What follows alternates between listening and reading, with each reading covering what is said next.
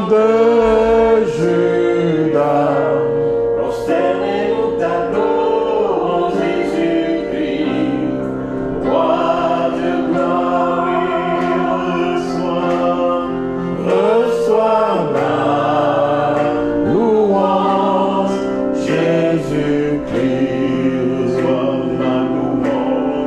Reçois ma louange, Jésus-Christ. Reçois ma louange, reçois mon adoration, reçois ma louange, Seigneur, reçois ma louange, reçois ma louange, Jésus-Christ. Reçois ma louange, Jésus-Christ.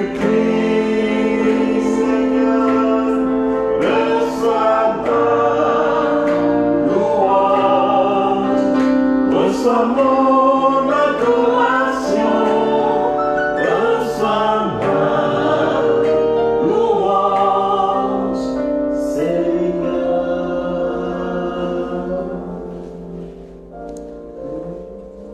Frères et sœurs bien-aimés, soyez les bienvenus à notre rendez-vous hebdomadaire de réponse aux questions. Je voudrais rendre la gloire à Dieu qui nous permet de nous retrouver à nouveau et de partager. Sachez que c'est Dieu qui est glorifié et c'est Dieu qui se donne pour se révéler à nous davantage. Notre Dieu est bon, c'est l'unique Dieu, c'est le Dieu grand et puissant. La bonté de Dieu est de toujours à toujours et n'a pas de limite.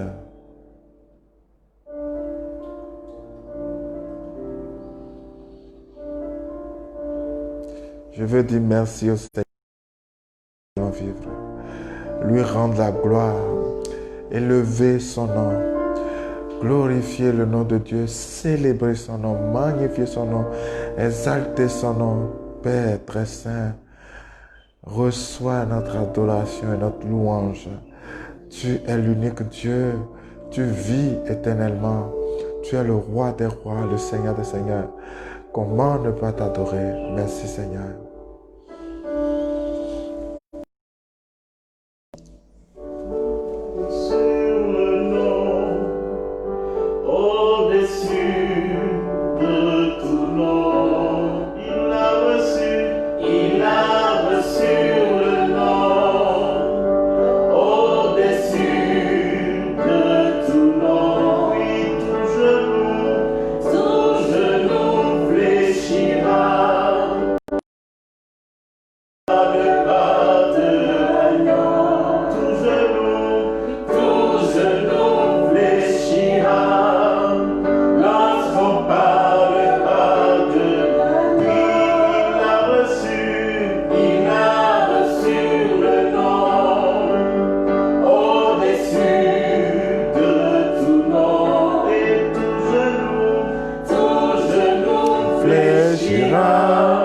Lorsqu'on parlera de l'agneau,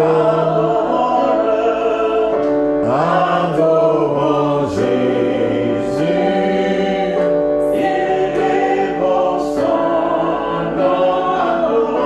adorons Jésus, élevons son nom. Oui, adorons Jésus et élevons son nom. Alors, frères et sœurs bien-aimés, aujourd'hui, je voudrais commencer à vous parler du témoignage. C'est ce que l'évangile de Dieu nous a dit aujourd'hui. Lorsque vous serez convoqués, ne vous souciez pas de ce que vous allez dire, car en ce moment, l'Esprit Saint mettra sur vos lèvres la parole qu'il faut. Le premier témoin de Jésus-Christ, c'est le Saint-Esprit. Et donc, l'homme ne peut pas témoigner sans le Saint-Esprit. En réalité, c'est l'Esprit de Dieu qui témoigne en nous et qui nous pousse au témoignage. Et c'est pourquoi nous avons besoin du Saint-Esprit pour témoigner. Tant qu'il n'y avait pas eu de Pentecôte, il n'y avait pas possibilité de témoignage. Les apôtres étaient confinés, s'il vous plaît. Le Saint-Esprit est venu déconfiner les apôtres parce que lorsque eu la possibilité de commencer à témoigner parce qu'ils étaient enfermés, ils avaient peur des Juifs. Mais la descente du Saint-Esprit a brisé, chassé la peur, a libéré les apôtres. Ils étaient capables de témoigner. Ils avaient reçu des coups, ils étaient allés en prison. Il n'y en a pas mieux qui ont été tués. Mais ils gardaient la flamme allumée de sorte que le sang des martyrs était la semence pour que de nouveaux chrétiens puissent se lever. Frères et sœurs, nous avons besoin de témoigner pour Dieu à partir de la grâce du Saint-Esprit. Ce que je demande à Dieu pour toi ce midi, c'est que le Saint-Esprit te remplisse afin que tu puisses témoigner. Tu puisses témoigner de la puissance de Dieu, que tu puisses témoigner de la gloire de Dieu, de la bonté de Dieu, que tu puisses témoigner que Dieu est bon. Le psalmiste dit, venez et voyez comme Dieu est bon. Notre Dieu est bon. Il est vraiment bon. Alors, une personne nous demande de l'aider à comprendre les songes. Elle dit exactement ceci. Je fais par moments des rêves qui ressemblent à des songes, mais j'ai du mal à les comprendre.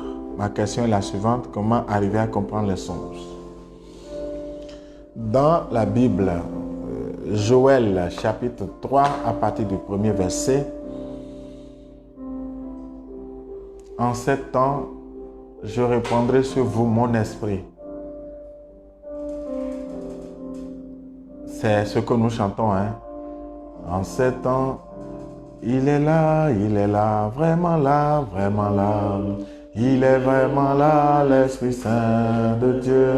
La crainte a disparu du cœur des témoins de Jésus.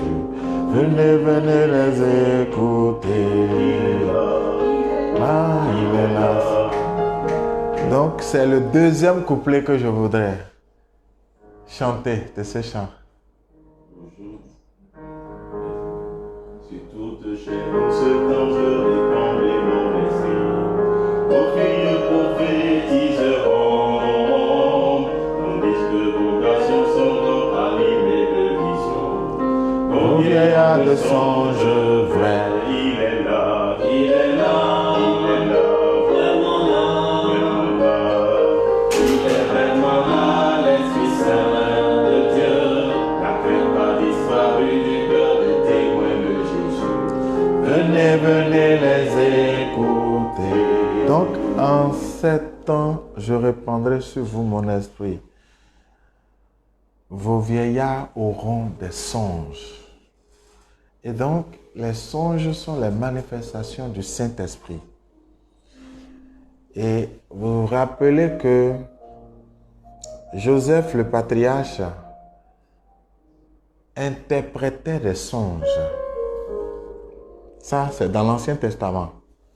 Dans le Nouveau Testament, Dieu parlait à Joseph à travers des songes. Et quand c'est Dieu qui te donne un songe, parce que tout ce qu'on vit, ce n'est pas un songe. Tout ce qu'on vit, ce n'est pas un songe. Ce n'est pas parce qu'on a dormi, qu'on a vu quelque chose, qu'on peut appeler ça songe.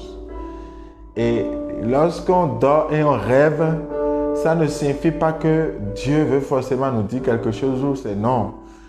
Tous les rêves ne sont pas à interprétation spirituelle. Je voudrais que chacun soit libre.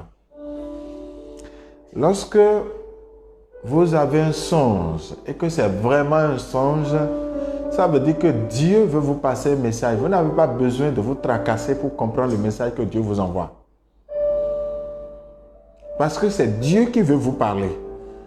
Et Dieu s'arrange toujours pour que vous puissiez comprendre le message qu'il veut vous envoyer.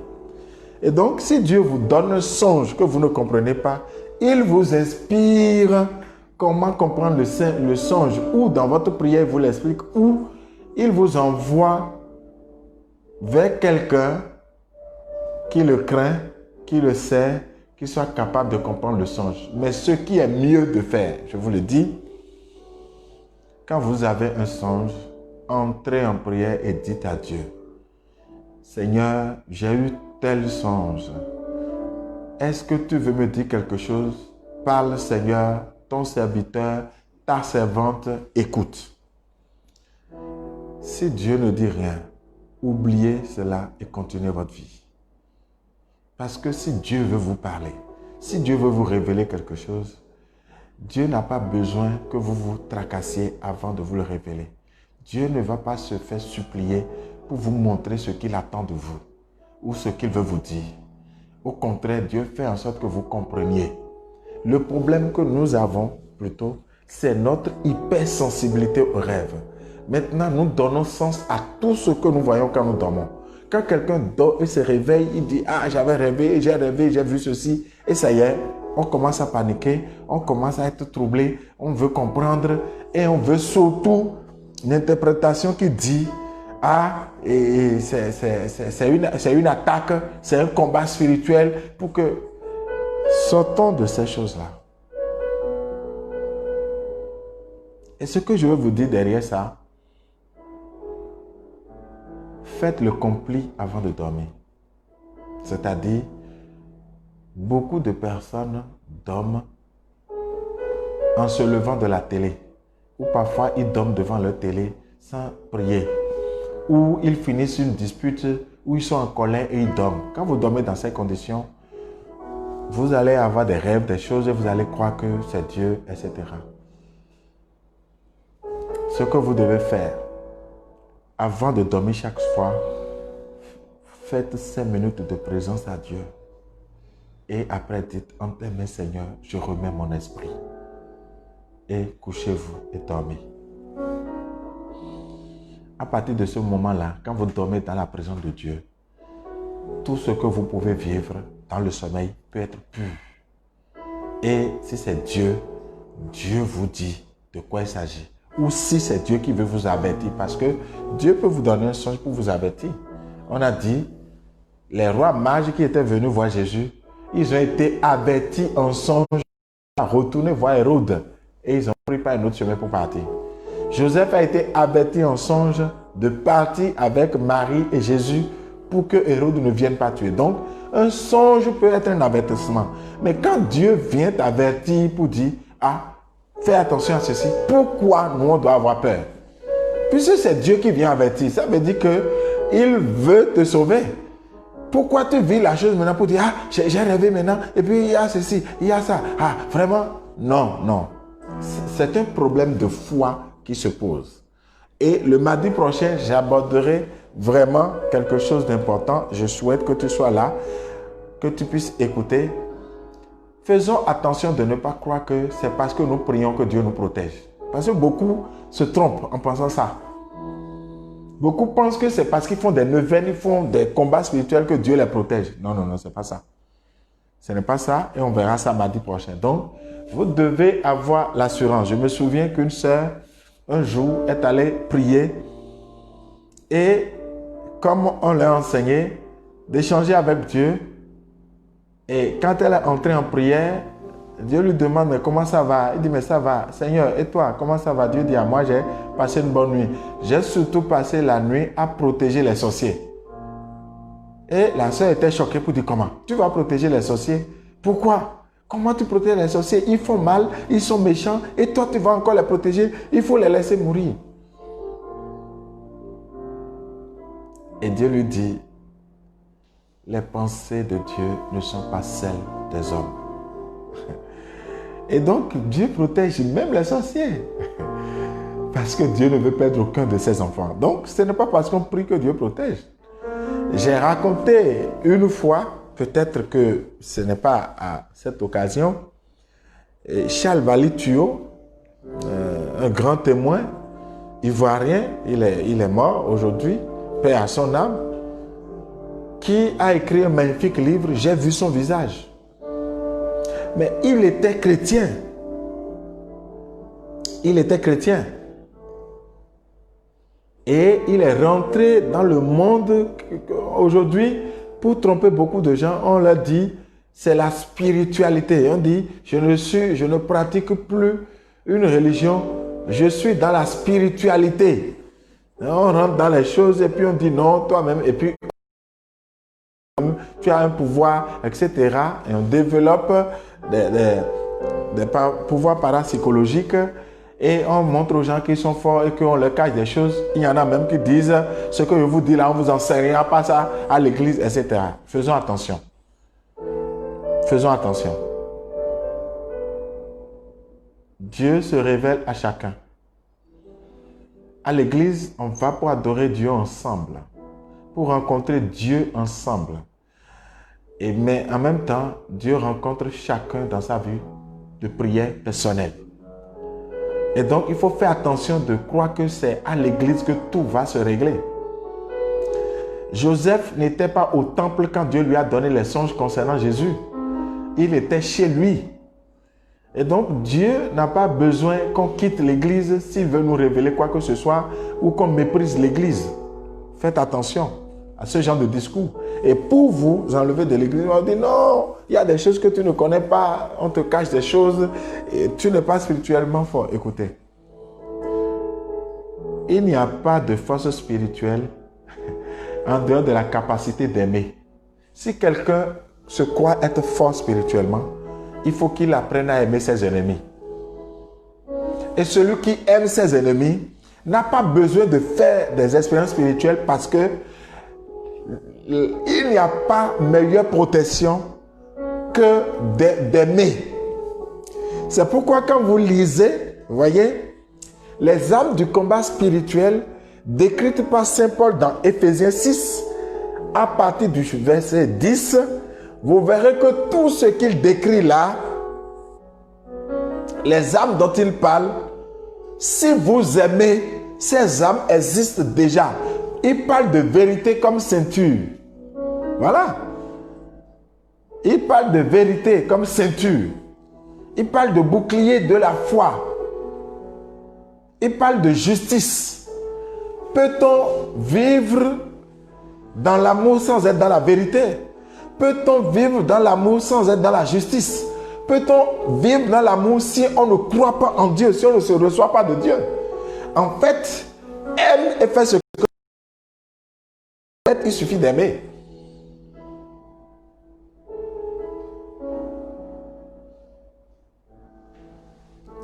C'est de ça que je veux vous parler. Charles Vallée-Tuyau, il était baptisé, il s'est perdu, on a dit spiritualité et il a fait tellement d'expériences.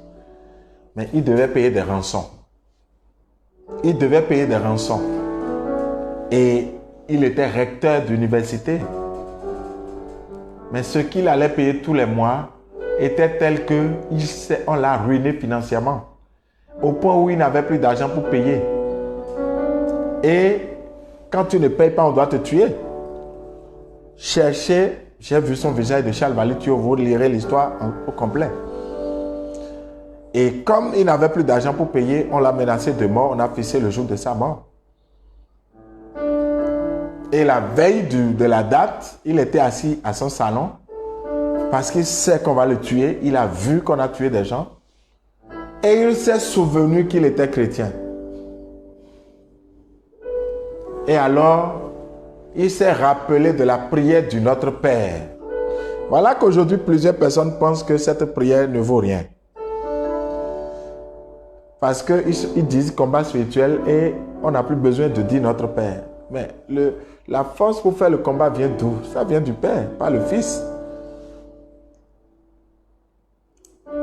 Charles Vallée-Tuyau dit que quand il a fait le signe de croix pour dire le Notre Père, le visage ensanglanté de Jésus lui est apparu et Jésus lui a dit, tu ne mourras pas. Et ça a été le début d'une aventure où il est devenu un chrétien un témoin puissant de l'évangile. Parce qu'effectivement, ils n'ont pas pu le tuer et Jésus-Christ l'a sauvé. Mais croyez-moi, vous pensez que c'est parce qu'il savait prier? Il ne priait pas. Il ne sait pas prier. Donc, nous avons ce problème de croire que c'est parce qu'on prie beaucoup, on fait beaucoup de combats. Il y en a même qui croient que c'est parce qu'ils passent toute une nuit à prier et à faire des prières et à piétiner le diable que Dieu les sauve. Attention.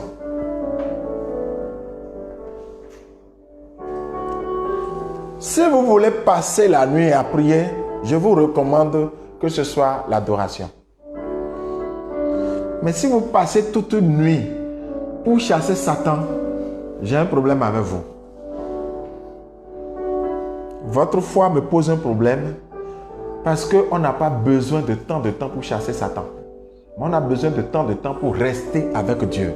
Si votre nuit de prière est une nuit pour rester dans la présence de Dieu, pour contempler la face de Dieu, pour aimer Dieu et pour vous laisser aimer, oui, il faut le faire. Mais passer la nuit pour chasser le diable parce qu'on a un problème, il y a quelque chose qui ne fonctionne pas bien. Et donc, c'est le problème de foi que nous avons qui nous amène dès qu'on rêve à paniquer. Si tu rêves et que tu ne comprends pas ou que tu penses qu'il y a quelque chose, fais une prière d'autorité. Simplement. En disant, Seigneur, mes mains. Et je sais que personne ne peut toucher ma vie si toi tu l'autorises, puisque tu as dit que même les cheveux qui sont sur ma tête sont comptés. Mais qui peut me toucher? Et Saint Paul dit, si Dieu est pour nous, qui peut être contre nous? Ou encore, le psaume 27 dit, ma lumière et mon salut, c'est le Seigneur. De qui aurais-je crainte? Il est le rempart de ma vie, de qui aurais-je peur? Du coup, si le Seigneur est mon rempart, si je suis avec le Seigneur, pourquoi un rêve ou un songe m'inquiéterait? Puisque j'ai l'autorité en tant que fils de Dieu. Souvenez-vous, dans le prologue de Saint Jean, à ceux qui l'ont reçu, il a donné le pouvoir de devenir enfant de Dieu. Et donc, par le pouvoir d'enfant de Dieu, que me confère mon baptême, c'est pourquoi quand on prie, on dit au nom de mon baptême, je mets en évidence mon autorité d'enfant de Dieu. Et donc, je peux ordonner à tel ou tel démon ou quoi que ce soit, si j'estime que c'est ça de quitter ma vie, je n'ai pas besoin donc de paniquer. Au point où nous vivons dans une spiritualité comme si nous serons en paix tant qu'il n'y a personne qui veuille nous attaquer. Mais la Bible n'a jamais dit ça. C'est une fausse croyance, c'est une fausse vie spirituelle que de croire que vous ne serez jamais attaqué. Il y en a même qui vont jusqu'à croire que pour qu'ils soient bien, il faut qu'il n'y ait plus jamais de sorciers, il faut qu'on tue les sorciers. Et quand on leur dit qu'il y a leurs parents qui sont sorciers, ils préfèrent qu'on aille éliminer leurs parents ou bien ils se réjouissent de la mort de leurs parents en disant ça y est, mais c'est faux, ça ne marche pas comme ça.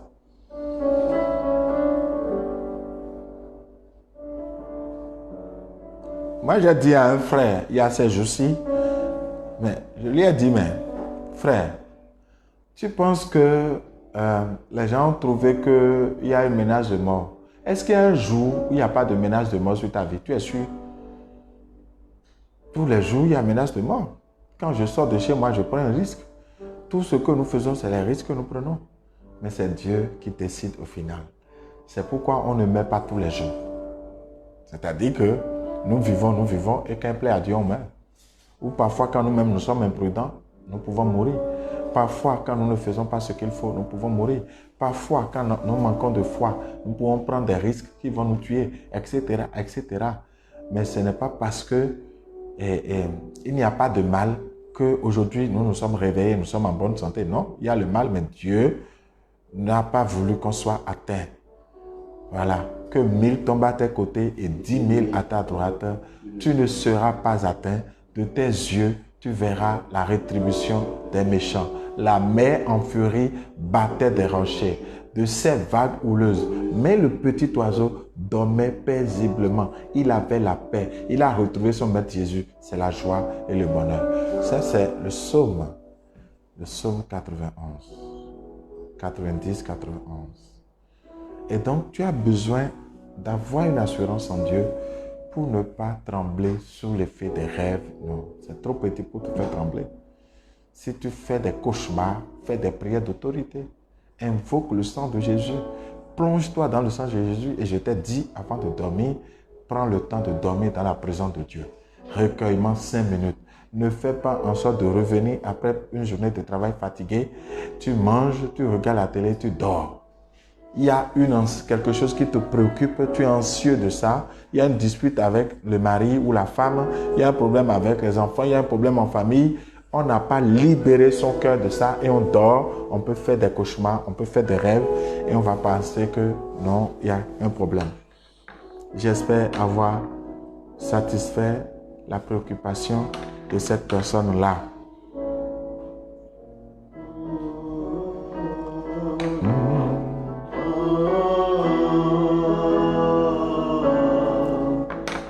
Ce chant n'est pas adapté. Je parle de combat spirituel. Donc si ton père t'a abandonné, c'est pas ça qui est adapté. Prenez un autre chant.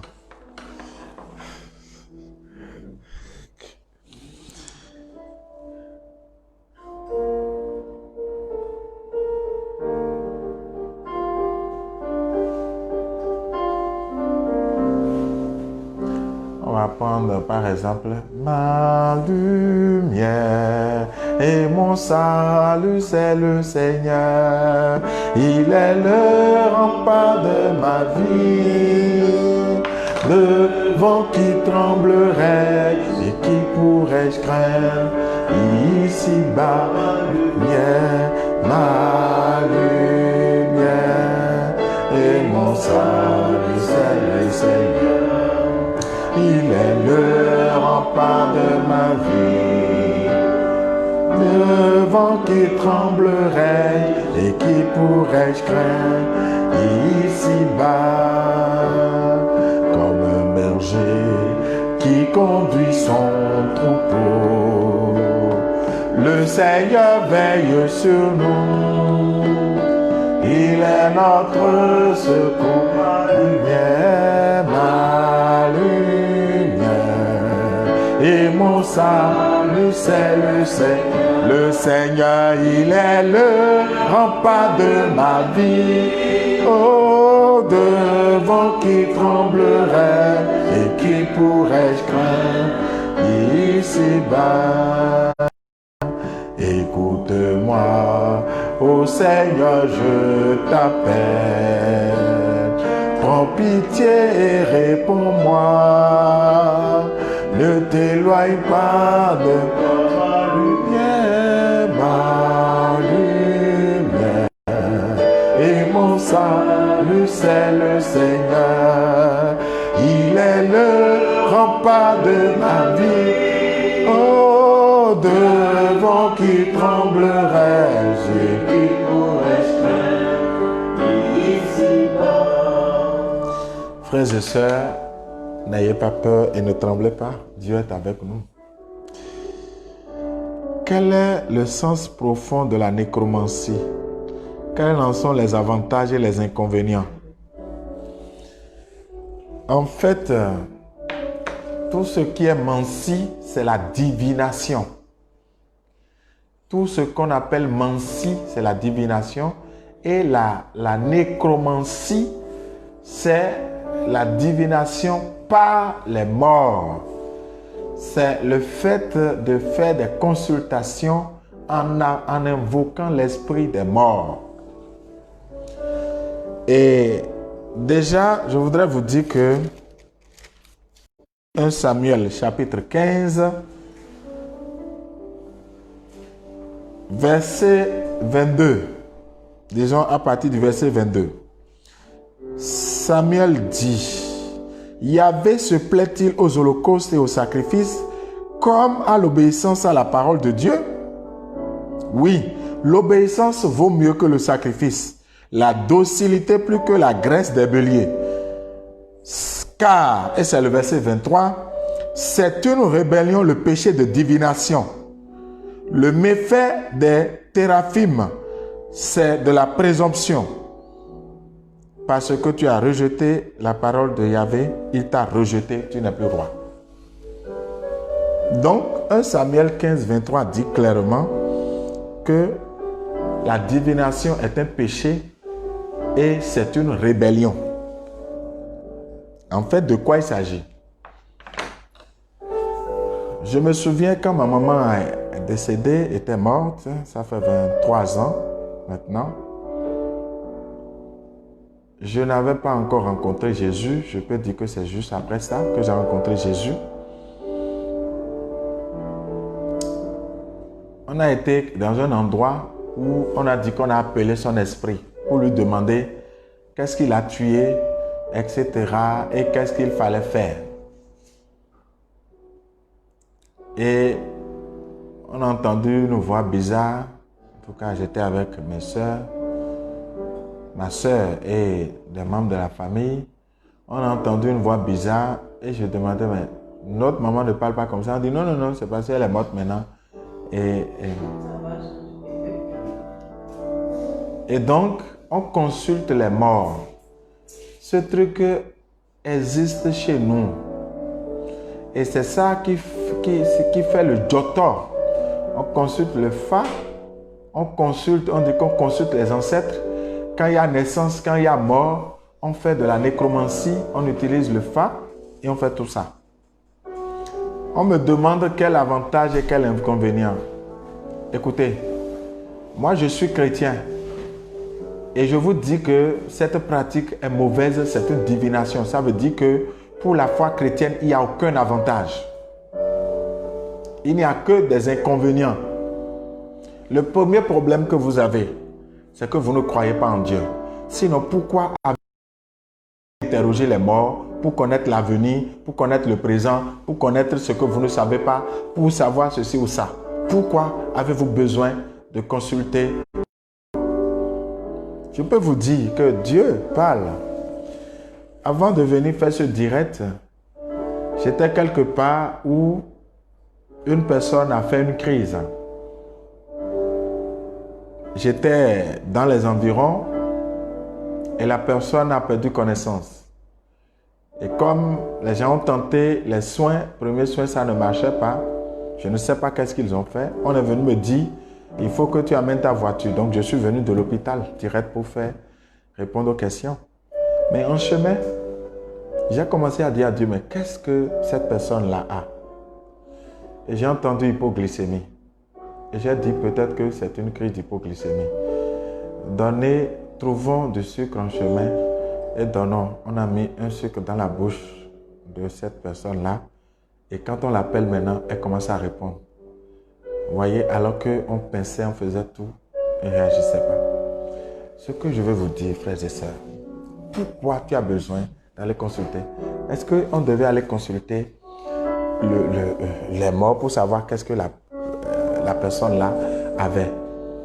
J'étais dans la voiture, j'étais au volant et j'ai commencé à dire, mais comment on dit que tout allait une crise? Qu'est-ce qui se passe? J'ai entendu hypoglycémie. J'ai dit, m'ont donné du sucre. On s'est arrêté, on a acheté du sucre et de l'eau, on a ouvert la bouche, on a versé dedans. Le temps qu'on arrive à l'hôpital, la personne pouvait entendre son nom et répondre. Maintenant, les soins se poursuivent et je rends la gloire à Dieu. Et donc, pourquoi tu ne peux pas développer ta capacité à échanger avec Dieu de sorte que tu lui poses des questions qu'il puisse te répondre? Pourquoi tu as besoin d'aller consulter les morts? D'aller faire de la nécromancie. Et donc, premier problème que ça te pose, c'est que tu as un problème de foi. Deuxième problème que ça pose, tu parles en tant que vivant, tu parles à un mort. Alors que entre les vivants et les morts, il y a une séparation. Est-ce que tu es sûr que c'est le mort qui te parle? Est-ce que tu es sûr que la voix que tu entends, c'est le mort? De toutes les façons, dans la Bible, on connaît l'histoire du riche et du pauvre Lazare. Souvenez-vous que le pauvre est mort. Et après, le pauvre Lazare est mort. Et après, le riche est mort. Et on dit, quand le riche lève les yeux, il voit Abraham, et il voit à côté d'Abraham Lazare, le pauvre. Et il interpelle Abraham pour dire, demande à Lazare, le pauvre, d'aller retourner, d'aller parler à mes frères pour qu'ils se convertissent. D'abord, il a demandé qu'on autorise Lazare à tremper la main dans l'eau et de lui en donner. Et Abraham lui a dit, c'est pas possible entre les deux. Et là, c'est deux morts. C'est entre des gens qui sont morts. Le riche est ailleurs, Lazare est ailleurs, mais entre les deux, ils ne peuvent pas se toucher. Ensuite, il a dit que Lazare n'a qu'à revenir pour parler à ses frères qui croiront. Et Abraham a dit non. C'est Jésus lui-même qui a raconté ça. Alors, comment se fait-il que toi, tu puisses croire qu'un mort puisse te parler? Ça veut dire que ce n'est pas un mort qui parle.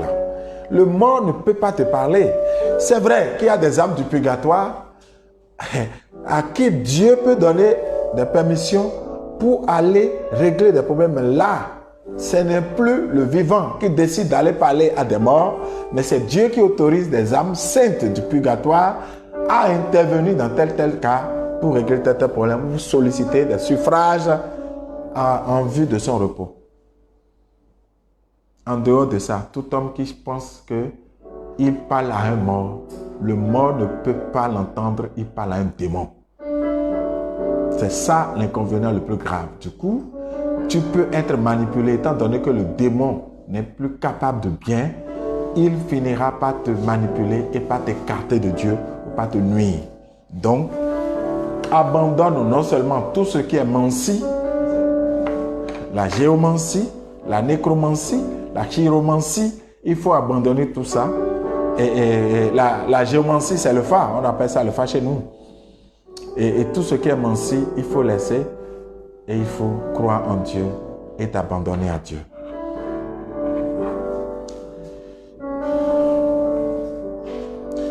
Reçois la louange.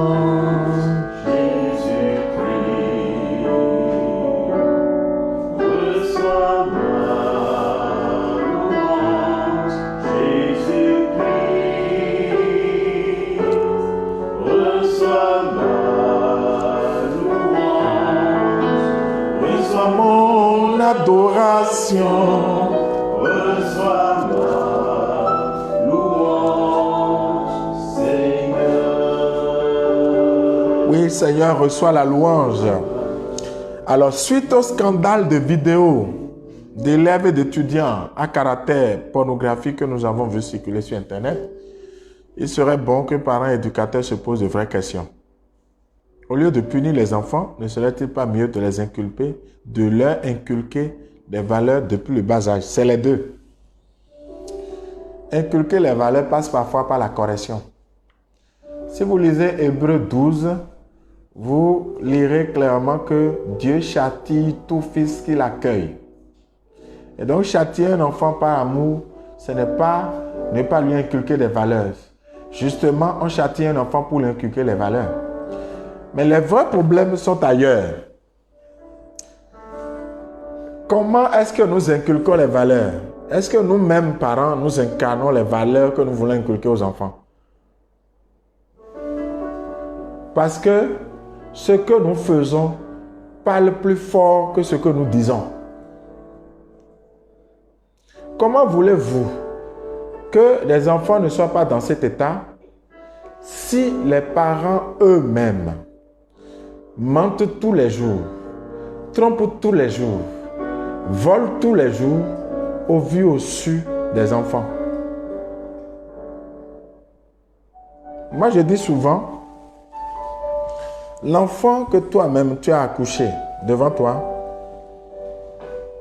qui a grandi sous tes yeux, s'il échappe à ton éducation, c'est toi qui es le problème. Parce que chez nous, les Yoruba disent, et c'est une langue du sud Bénin, il a qui gagnolo colon. Ou enfant dit, te viron sur Gletia. Ce qu'on est en train de dire en termes clairs. Le paysan ne peut pas semer l'igname et l'igname va le dépasser, être plus grand au point où il ne pourra pas récolter. Et donc, c'est une façon de dire que l'enfant que toi-même, tu as accueilli, que tu as éduqué, finit par ne pas faire ce que tu lui as dit. Qui est le problème? C'est toi. Donc, c'est nous, parents, qui devons nous remettre en cause d'abord. Et souvent, nous commençons à dire, oui, mais c'est les enfants d'aujourd'hui. Non, ce n'est pas vrai. Comment les enfants d'aujourd'hui? Mais hier, là, quand nous-mêmes, on était jeunes, nos parents disaient les enfants d'aujourd'hui. Nous aussi, on est parents aujourd'hui maintenant et on dit les enfants d'aujourd'hui. Nos enfants vont grandir, vont dire les enfants d'aujourd'hui. Finalement, il faut qu'on arrête ça. Il faut qu'on arrête et qu'on voit comment est-ce que nous inculquons les valeurs. Quelles sont les valeurs que nous incarnons? C'est devant ton enfant que ton frère est mort et tu t'es accaparé des biens de ton frère au détriment de sa femme et de ses enfants. Et l'enfant là, il a vu. Mais tu vas lui dire d'être honnête, d'être ceci. Mais l'enfant voit que toi, tu n'es pas honnête. L'enfant voit que tu voles les papiers rap du boulot. L'enfant voit que tu vends les tickets valeurs là, quand tu as remis là, tu vends ça, tu prends l'argent. L'enfant est dans la voiture, il a vu, tu as fait ça. Et après, il apprend que quand on fait ça, c'est mauvais. Comment tu veux qu'il puisse accepter les valeurs? Si le papa lui-même, il a trompé la maman des enfants là et les enfants sont au courant. Si la maman a trompé le papa des enfants et les enfants sont au courant.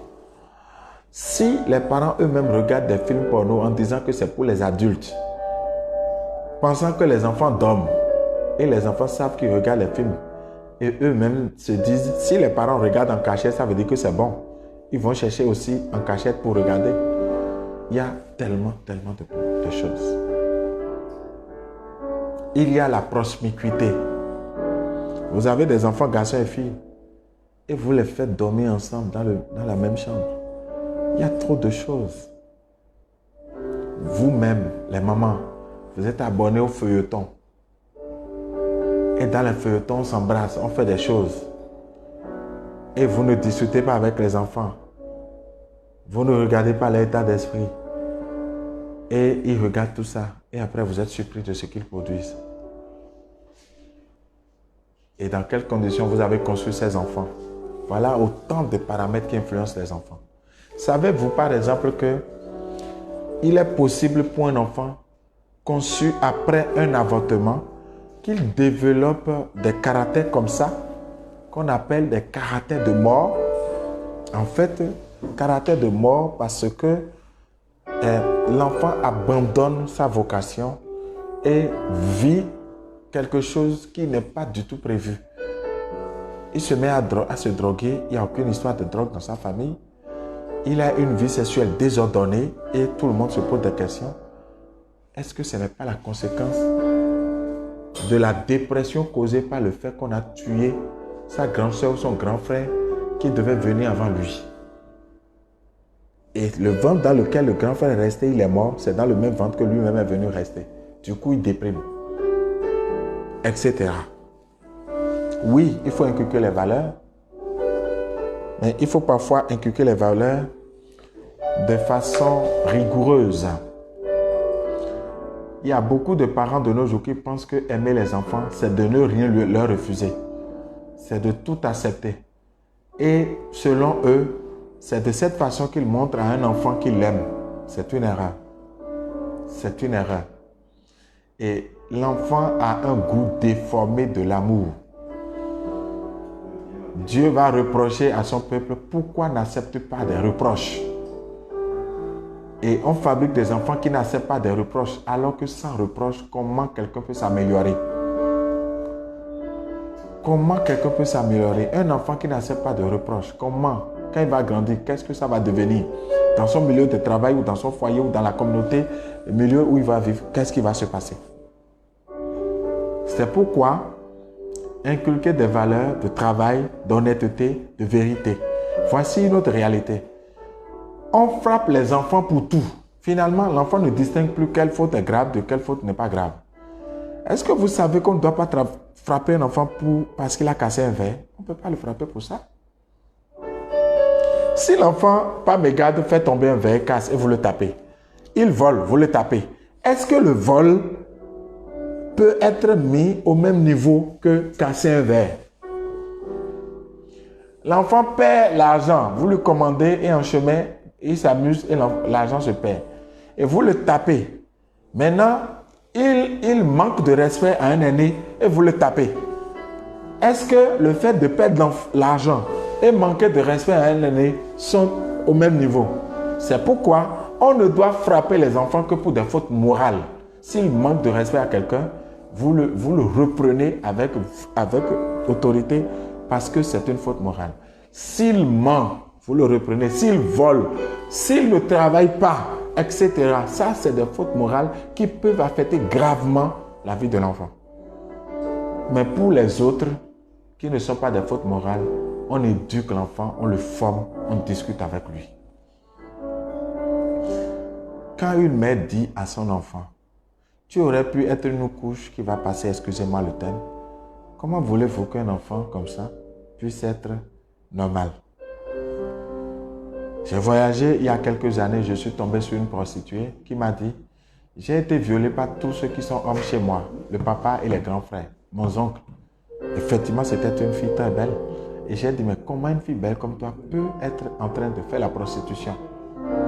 Et elle m'a dit, c'est l'histoire. En pleurant toutes les larmes de son corps, j'étais avec un frère. Et donc, il y a tellement de choses qui peuvent justifier ce genre de choses. C'est qu'en fait, notre société est en perte de valeur. Il n'y a plus de valeur.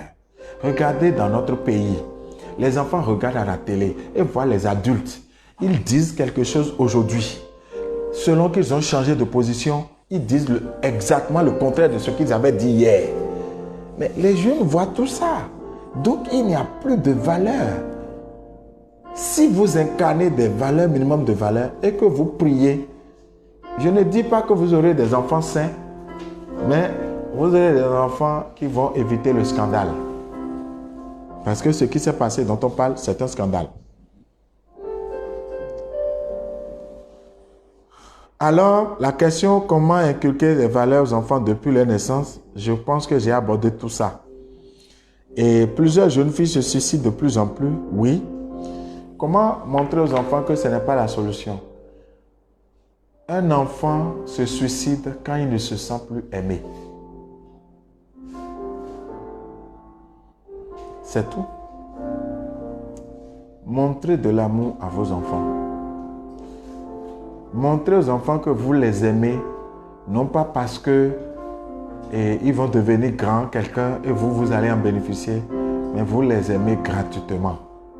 Même quand quelqu'un les déçoit, il se souvient de comment vous les aimez, parce qu'au moins ils vivent avec vous. Ils abandonneront le suicide. C'est l'amour qui guérit du péché.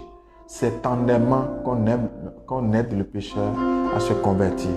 Ce n'est pas la morale. Il y a des parents qui exacerbent leurs enfants à coup de morale tous les jours. Jamais le parent ne relève ce qui est bon à son enfant. Il ne voit que ce qui est mauvais. Et quand l'enfant dit, mais s'il n'y a rien, il dit, oui, ce qui est bon est déjà bon. C'est ce qui est mauvais, là, on veut changer. C'est pourquoi je ne parle que de ce qui est mauvais. Non. Il faut dire à l'enfant, ah ça, c'est bien. Félicitations, bravo. Même si vous n'avez pas les moyens, faites en sorte de célébrer l'anniversaire des enfants. Quand il n'y a pas de célébration, ce n'est pas forcément manger. Mais dans la famille, on peut chanter, danser parce que c'est le jour de naissance de tel. Ça n'a pas besoin d'argent. On peut lui dire, tu as l'honneur, tu ne vas pas faire les travaux aujourd'hui parce que c'est ton anniversaire, pour lui faire aimer son jour de naissance. Ces choses l'amènent après, quand il devait se suicider, de dire non, je ne peux pas. Ensuite, faites aimer Dieu aux enfants. Faites en sorte que les enfants rencontrent Dieu par votre vie. Faites en sorte que les enfants, en voyant votre vie, soient rassurés que quand on est avec Dieu, on n'a rien à craindre. Moi, je me souviens que l'une de mes filles, un jour, un adulte a voulu l'humilier en se moquant d'une partie de son corps et tout en souriant, elle a répondu, mais c'est ce que Dieu m'a donné, tonton. Je ne peux pas être vilaine parce que c'est Dieu qui m'a donné ça comme ça. Et je n'ai pas fait de commentaire parce que l'adulte s'est senti humilié. Puisque il pensait faire mal à la fille, mais la fille l'a repris, a dit non, je n'ai pas mal parce que c'est ce que Dieu m'a donné. Vous voyez? Et donc, il y a des injures qui humilient les enfants. Et donc, on humilie les enfants par des injures au point où les enfants finissent par se détester eux-mêmes, par détester la vie. Et donc, donnez Dieu aux enfants. Donnez Dieu aux enfants. Ce n'est pas de les endoctriner, mais c'est donner Dieu. Ça veut dire que les enfants vous voient prier. Et puisque vous priez, qu'ils sentent que parce que vous priez, vous êtes rassurés. Quand il y a un problème qui se pose, ne soyez pas les premiers à paniquer alors que vous priez Dieu. Le visage du Dieu que vous leur présentez, vous présentez le visage d'un Dieu incapable. Puisqu'il y a un problème et vous paniquez. Et l'enfant vous voit prier. Donc l'enfant dit, mais même avec Dieu, mes parents tremblent. Ça veut dire que ce Dieu ne peut pas sauver de tout. Conséquence, quand il y a des situations, l'enfant ne compte pas sur Dieu. Mais si l'enfant voit que vous priez et que malgré les situations que vous traversez, vous avez l'assurance, les enfants se diront, donc Dieu est avec nous. J'entends chez moi souvent, Dieu prend soin de nous. Faites en sorte que les enfants confessent que Dieu prend soin d'eux. Et vous verrez que quand arrivera la tempête, votre maison tiendra. Bâtissez alors sur le roc. Le roc, c'est Jésus. Si vous bâtissez sur le sable, à coup d'argent, en pensant que c'est en achetant beaucoup d'habits aux enfants, en achetant beaucoup de gâteaux de yaourt, que vous avez les enfants, ça ne marchera pas. Le jour où vous allez manquer de gâteaux de yaourt, les enfants vont déprimer, se suicider. Parce que vous leur avez appris que c'est quand on mange gâteau, quand on porte de jolis habits, qu'on est bien. Apprenez-leur que c'est quand on rencontre Dieu qu'on est heureux. Et que les habits, la nourriture, ces choses ne viennent que pour participer à quelque chose qui existe et qui vient de Dieu. Faites attention à ça. Si vous achetez de belles robes, de beaux habits à vos enfants, et vous leur dites, tu vois comment été acheté de beaux habits, c'est parce que je t'aime. Le jour où vous n'avez plus les moyens de leur acheter des beaux habits, ça veut dire que vous ne les aimez plus. Ça va poser un problème. Faites en sorte que vos enfants ne croient pas que c'est parce qu'ils portent de beaux habits qu'ils ont des valeurs. Le jour où ils n'auront pas de beaux habits, ils vont croire qu'ils n'ont pas de valeur. Donc, c'est ces choses qu'il faut éviter en donnant Dieu. Rendons gloire à Dieu.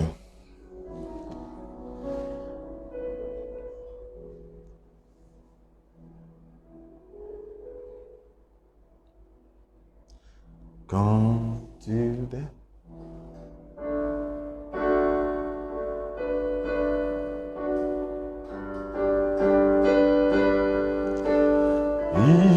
y a transfert entre ciel.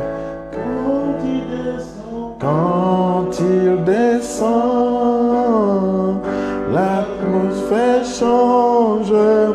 Il y a transfert entre ciel et terre. Quand il descend, l'atmosphère change. Il y a transfert entre ciel et terre. Le Saint-Esprit est là.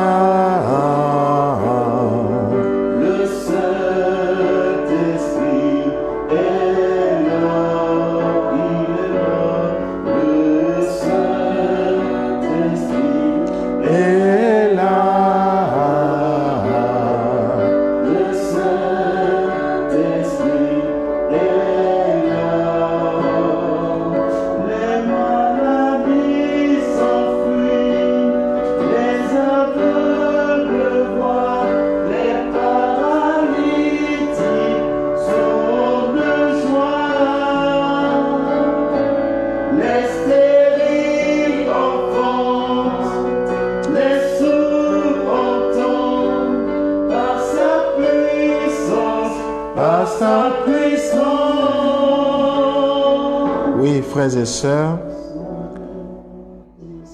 Une personne dit, je vous prie de m'aider, berger. J'ai entendu dans mon sommeil qu'une surprise te viendra du ciel. J'ai ouvert les yeux et regardant le plafond, je vois un oiseau noir. Berger, cela me tient au cœur. Aidez-moi et priez pour moi. Voilà les problèmes dont je parle. Avant de revenir à ce problème, je voudrais rappeler aux frères et sœurs que quand l'enfant naît et voit son père et sa mère, il aime son père, il aime sa mère.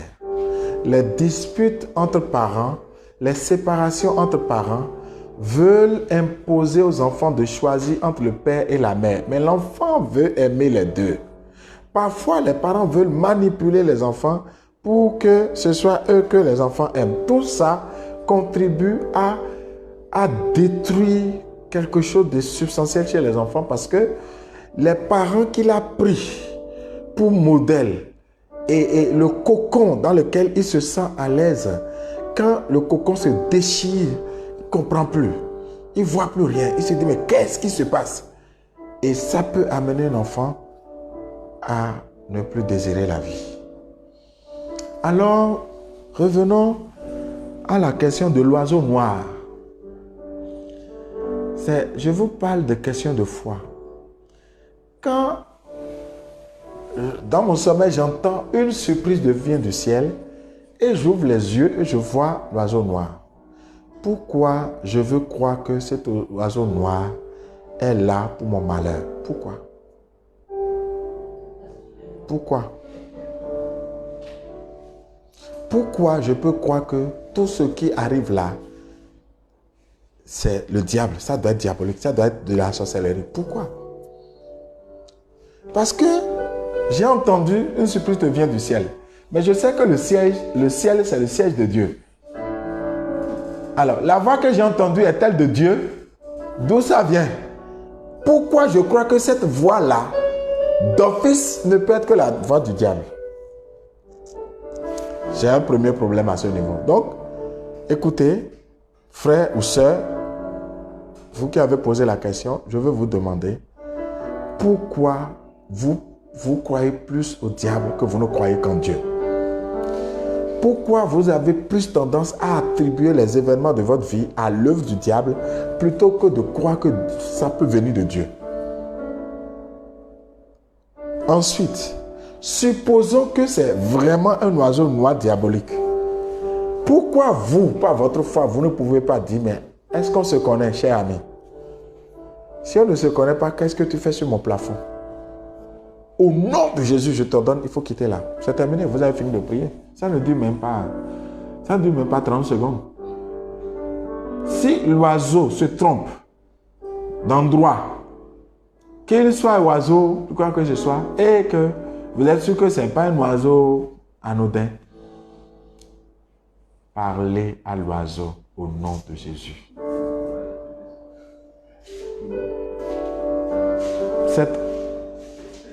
Parlez à l'oiseau au nom de Jésus. Ou alors priez en langue, chantez en langue.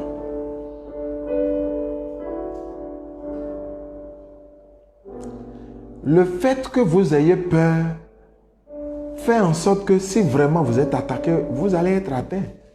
Non pas parce que Dieu ne vous protège pas, mais parce que vous n'avez pas confiance en Dieu. Pourquoi vous pensez que Dieu vous aurait abandonné?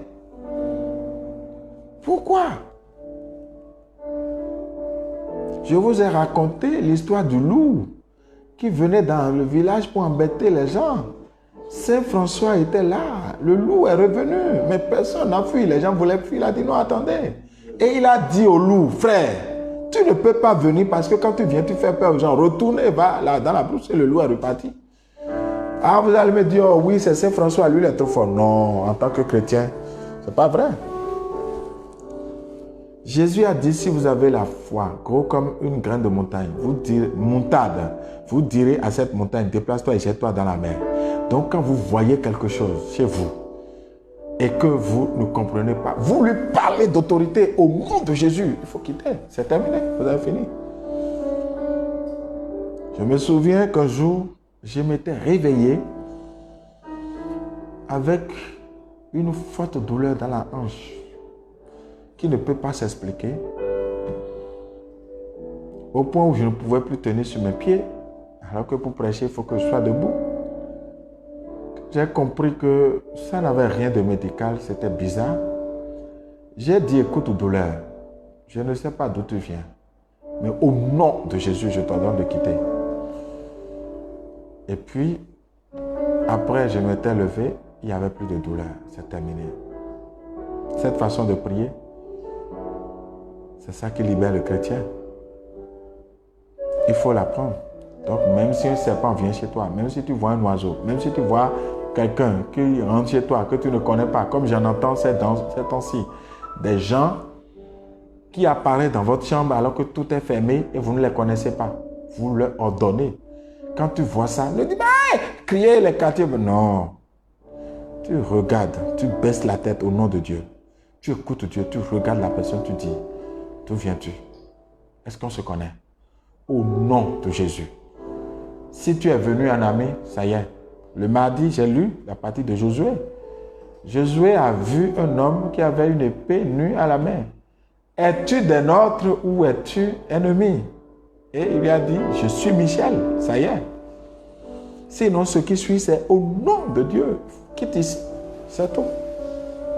C'est tout. Apprenons à grandir dans la foi et à user des grâces que Dieu nous a données plutôt que de nous installer dans la prière pour chercher dans la peur pour chercher des prières efficaces. Frère, sœur, rassure-toi que Dieu est avec toi. Sois béni. Sois béni et à mardi prochain. Mardi prochain, nous allons prêcher Dieu est bon. On va lever un deuxième préalable dont nous avons besoin pour marcher en présence de Dieu. Que Dieu vous bénisse. Que Dieu vous élève. La paix sur vous et bon week-end à vous.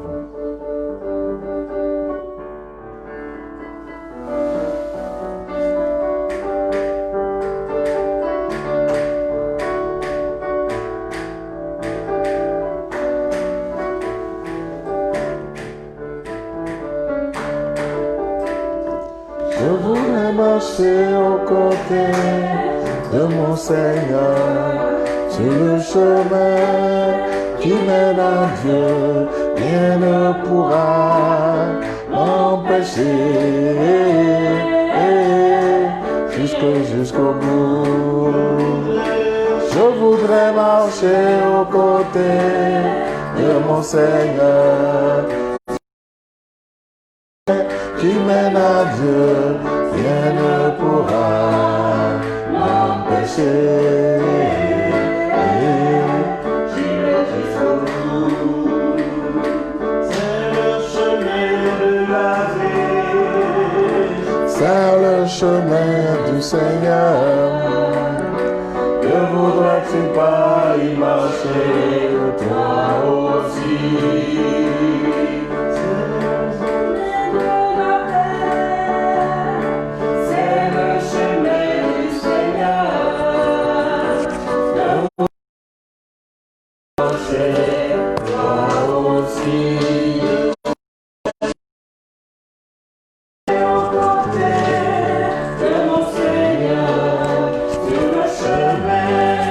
Qui mène à Dieu, viens de